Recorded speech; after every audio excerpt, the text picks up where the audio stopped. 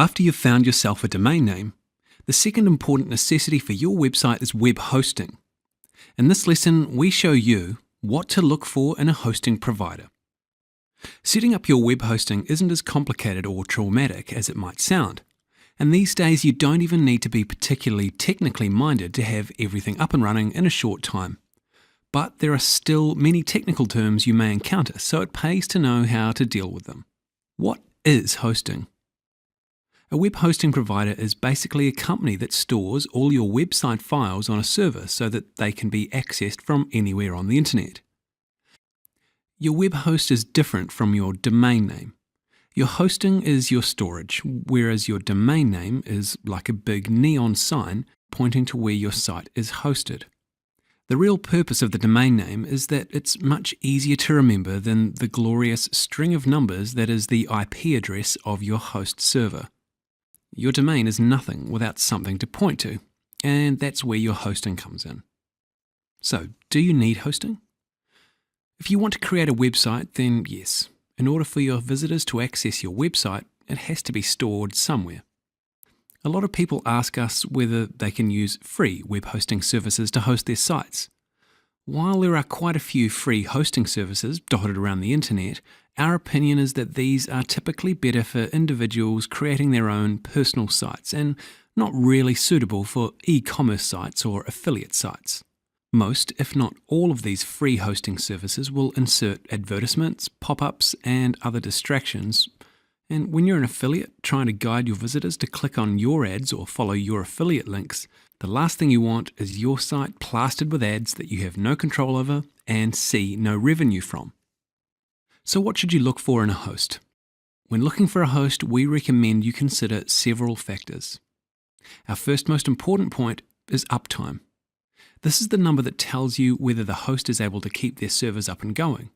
If they putter out, your website or websites will become inaccessible, which means you'll lose money because nobody's able to access your web pages. Most web hosts will advertise an uptime of 99.98% or better. This generally means the host's servers have been up 99.98% of the time since the host started business. And if they don't list an uptime percentage, it's well worth asking the host's customer support or steering clear altogether. Customer support. Inevitably, you're going to hit a snag with something in your hosting, and you're going to need the help of the gurus in the help desk. What's worse is these snags tend to hit at the most inconvenient times, and that's where the helpfulness and speed of the customer support comes into consideration. If they have live chat support on their website, feel free to test it. If they provide a 24-hour phone line, don't be afraid to call up their pre-sale support to get an idea of how fast their call centers are and how well they seem to know their thing. The last thing you want is customer support that has no idea how to help you when your website goes down in the middle of the night. Domain names. This is one you need to be aware of when looking into a web host. Some web hosts will only let you assign 1 or 2 domain names to their hosting plan. Although this may not affect you when you start out, it will certainly come into consideration when you want to host your 4th or 5th site on the same plan. Space and bandwidth. For a standard affiliate site with a reasonable amount of traffic, most starter hosting plans will be more than sufficient to begin with. Once your site starts getting bigger, you'll be able to see from your statistics when you're pushing your storage or bandwidth limits. As a benchmark, the basic starter package with GoDaddy.com is 5 GB of storage space and 250 GB in transfers. We offer hosting with our Affiliarama Premium membership too, which gives you 2 GB of storage space and 75 GB in transfers, and hosting for up to 15 separate domains. Plenty to get started with. The other aspect of space to look out for is MySQL databases. Some hosts will restrict you to 2 or 3 databases, which can present an issue if you intend to use blog or forum software such as WordPress or PHP-BB, all of which require database access. What about Linux or Windows hosting? Well, this refers to the operating system of the servers that your website will be hosted on, not your own personal computer's operating system. This really has very little impact on the way your website operates, And for the vast majority of affiliates, the key deciding factor here is price. Linux hosting will always be cheaper because the operating system is, well, generally free, whereas Windows Server software costs thousands of dollars and hosting companies pass this on to their customers. The only real reason for having Windows hosting is if you're wanting to host an older site that uses front page extensions, or if you're particularly excited about developing your website in ASP. If you don't know what either of these are or why you'd want to use them, then you're probably better off with Linux. And what about extra features? Most, but not all, hosting providers these days provide management interfaces to control all of the aspects of your hosting from an easy-to-use web interface. Depending on your level of expertise, you may be able to cope without a full control panel, but for beginners, we recommend looking for hosts that provide cPanel or Plesk control panels as part of their feature list.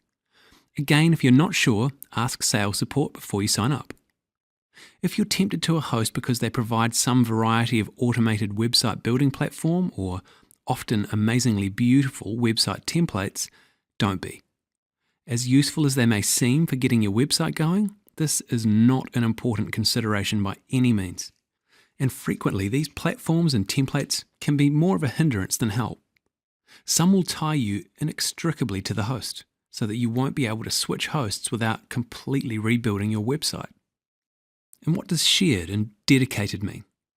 Well, these terms refer to whether you have your own server or whether you share with others, and how much control you have over the server. Shared hosting means you share the server with lots of other sites. You don't have any control over the server itself. This is probably the most common form of hosting chosen by affiliates.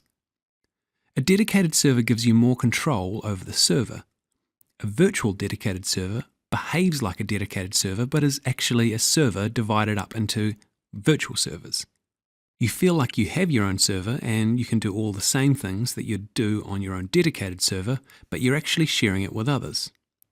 The downside is that it tends to be quite a bit more expensive than shared hosting.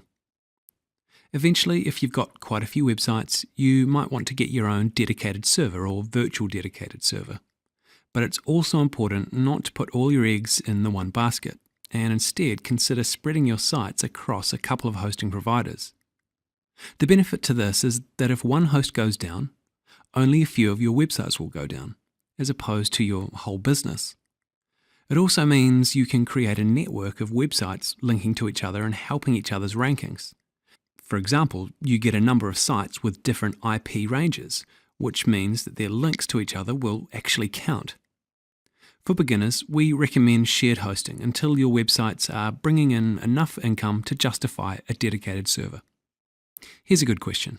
Do I need to use the same provider for hosting and domains? Well, no, you don't, although it is frequently cheaper, faster and easier to get them through the same company. Many hosting providers will put a big discount on the domain name because they make their real money off the hosting. If your hosting company is offering you a free domain name, make sure that you actually get to own the domain and that you can transfer it to another registrar or hosting company if you need to. One benefit to keeping your host and your domain name separate is that if you ever have issues with your hosting provider or registrar, you're better able to escape from that bad relationship. If you have both your domain and your hosting with the one company, they pretty much hold all the cards. That said, if you're going through a reputable company with a good history, then you'll probably be fine. If you get your domain name and hosting through different companies, be aware that you'll need to set up your domain name with your registrar to point to your hosting provider. It's easy to do, but can feel complicated the first time you do it. If you get both through the same company, then usually this is done for you. Let's have a look at some recommendations. The Affiliarama Premium Membership. Well, we decided to create a custom hosting package designed for affiliates. If you're looking for more than just hosting, Affiliarama Premium Membership comes with all the tools of the trade you need, and more. As part of our Affiliarama Premium Membership, you can host up to 15 separate domain names with us. What about GoDaddy? Well, we've recommended GoDaddy.com for a while now, and they're still pretty good. You might see some poor reviews for them from times past, but these days their servers are reliable. They have excellent uptime and load very fast. They've grown to a rather large company, and it seems to have translated into improved service. They're also very cheap, particularly for their virtual dedicated servers and dedicated servers, from $34 a month and $64 a month respectively. Shared hosting starts at around $3.65 a month, although that's restricted to hosting just one website. To host multiple websites on the same plan, you need to pay a few more dollars a month. However, they seem to have shied away from cPanel for their own custom administration interface, and sometimes this can be particularly annoying when trying to follow some tutorials on the internet which use cPanel. Also, be aware that they're very keen on the upsell, and they're all too good at encouraging you to buy add-ons for your hosting that you very likely don't need as a new affiliate. What about HostGator? A lot of people recommend HostGator, and we've had no problems with them ourselves. They work just like you want a hosting provider to work, silently and efficiently in the background. And they tend to be only a little more expensive than GoDaddy. The nice thing with HostGator is that they don't restrict you on the ridiculous things like subdomains and MySQL databases. On all of their plans, these are unlimited. They do restrict their most basic plan to hosting one domain, but you'll find this is pretty standard. And an extra $3 a month gives you unlimited domains. Another advantage over GoDaddy is that their website and support material is a lot less frustrating to navigate. They offer 24/7 phone support, live chat support, and apparently if you have a problem with regular support, you can simply ask for the HostGator owner to deal with your problem himself. We like the personal touch. And here are some of our other recommendations. The best advice in this case is to keep your eyes and ears open to discussions on forums. Once people find a good host, they are typically eager to spread the word. Be wary though of glowing reviews on websites. Many hosting providers offer very generous affiliate commissions, which can sweeten an affiliate's opinion considerably. We also recommend taking the negative approach and searching for terms like so-and-so sucks or so-and-so has problems and issues with so-and-so. These terms will often turn up forums and sites with customers leaving comments about actual problems that they've had with their host. If there seems to be very few of these such posts, and the posts you find tend to be with regards to very trivial matters or all the posts seem outdated, then the host is probably a good one.